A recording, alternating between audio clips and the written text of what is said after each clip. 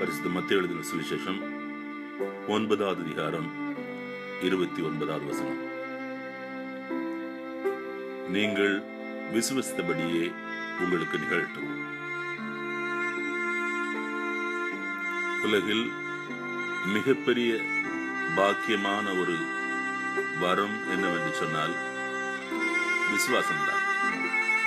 அது நமக்கு எல்லா விதமான ஆசீர்வாதங்களையும் சுகத்தையும் அற்புதத்தையும் பெற்றுத்தரும். 2 மனிதர்கள் தங்களுக்கு சுகம் தேவைப்பட்ட போது விசுவாசத்தை வெளிப்படுத்தினார்கள். அவர்களின் கண்களை தொட்டு நீங்கள் விசுவசித்தபடியே உங்களுக்கு நிகழட்டும் என்று சொல்லி சுகமளித்தார். தேவனுடைய மேலான ஆசை என்ன தெரியுமா? அவருடைய பிள்ளைகள் ஆசீர்வாதங்களால் நிரப்பப்பட வேண்டும் என்பதுதான். அதற்கென்றே அவர் தூதர்களை அனுப்பி விசுவாசத்திலே வளர்த்து எடுக்கிறார். எபேசியர் 2:8 வாசித்து பாருங்கள்.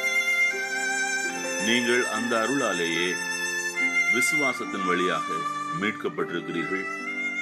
இது உங்கள் செயல் அல்ல, மாறாக இது தேவனின் கொடை என்று சொல்லப்படுகிறது.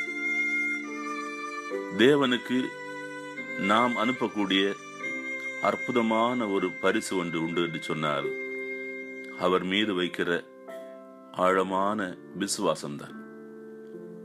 எபிரேயர் 11:6 சொல்கிறது, விசுவாசத்தினால் அன்றி எவரும் தேவனுக்கு உகந்தவர்களாயிருக்க முடியாது. ஏனெனில் தேவனை அணுகிச் செல்வோர் அவர் இருக்கிறார் என்பதையும் அவரை தேடிச் செல்வோருக்கு தக்க கைமாறு அளிக்கிறார் என்பதையும் விசுவசிக்க வேண்டும் என்று அந்த வசனம் சொல்கிறது. நம் என்ன சூழ்நிலையில் இருந்தாலும் நம் விசுவாசத்தை காத்துக் கொள்வோம். இன்னும் விசுவாசத்திற்காக ஜெபிப்போம், ஜெபம் செய்வோம்.